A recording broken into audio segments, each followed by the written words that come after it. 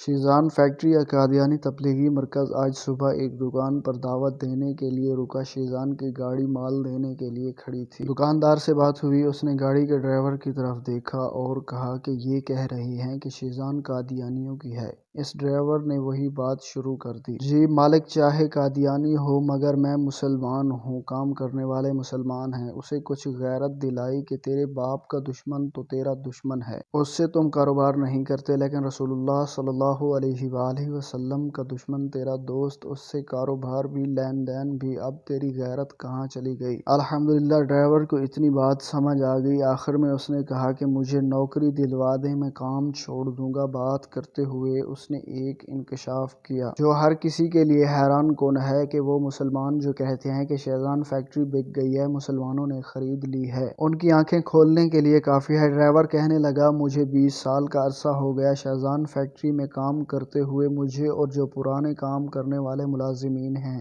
2 سے 3 مرتبہ دعوت دی گئی کہ مرزائیت قبول کر لو، بیعت فارم پر سائن کر دو، دنیا کے جس ملک میں چاہو نیشنلٹی دیں گے، نوکری دیں گے، مگر میں نے انکار کر دیا اور مجھے قادیان انڈیا سالانہ جلسہ میں بھی لے کر گئے۔ وہ مسلمان جو کہتا ہے شیزان پینے سے کچھ نہیں ہوتا، یاد رکھنا ایک مسلمان بھی شیزان فیکٹری اور مصنوعات کی وجہ سے مرتد ہو گیا، کل قیامت کے دن اللہ کے محبوب کا ہاتھ ہوگا اور تمہارا گریبان ہوگا۔ اے مسلمان، تم ڈاکٹر کے کہنے پر چینی چھوڑ دیتے ہو، بلڈ پریشر کی وجہ سے نمک چھوڑ دیتے ہو، لیکن رسول اللہ صلی اللہ علیہ وآلہ وسلم کی عزت کے لیے شیزان کی مصنوعات کیوں نہیں چھوڑتے؟ ایک آدمی گدھا ریڑھی پر شیشہ لے کر جا رہا تھا کہ سڑک پر ایک کھلے گٹر کی وجہ سے اس کی ریڑھی الٹ گئی اور سارا شیشہ ٹوٹ گیا۔ وہ غریب فٹ پاتھ پر سر پکڑ کر بیٹھ گیا اور رونے لگا کہ مالک کو کیا جواب دوں گا۔ لوگ اس کے ارد گرد کھڑے ہو گئے اور ہمدردی تسلی دینے لگے۔ اتنے میں ایک بزرگ آگے بڑھے اور 100 روپے اس کے ہاتھ پر رکھتے ہوئے کہنے لگے بیٹا اس سے نقصان تو پورا نہیں ہوگا، لیکن رکھ لو۔ بزرگ کی دیکھا دیکھی باقی لوگوں نے بھی اس کے ہاتھ پر 100 50 کے نوٹ رکھنا شروع کر دیے۔ تھوڑی ہی دیر میں شیشے کی قیمت پوری ہو گئی۔ اس نے سب کا شکریہ ادا کیا تو ایک شخص بولا بھائی شکریہ ان بزرگ کا ادا کرو جنہوں نے ہمیں یہ راہ دکھائی اور خود چپکے سے چل دیے۔ ہم سب ہی اپنے طور پر نیکی کا کام کرنا چاہتے ہیں، لیکن سوال یہ ہے کہ پہلا قدم بڑھائے کون، راستہ دکھائے کون؟ آئیے عہد کریں کہ پہلا قدم بھی ہم نے اٹھانا ہے اور راستہ بھی ہم نے دکھانا ہے، صرف آپ ہی یہ دیکھ کر آگے نہ بڑھ جائیں بلکہ اوروں کو بھی شریک کریں۔ یہ صدقہ جاریہ ہوگا، آپ کے ایک مرتبہ شیئر کرنے سے ہزاروں لوگوں کی رہنمائی ہوگی۔ جزاک اللہ۔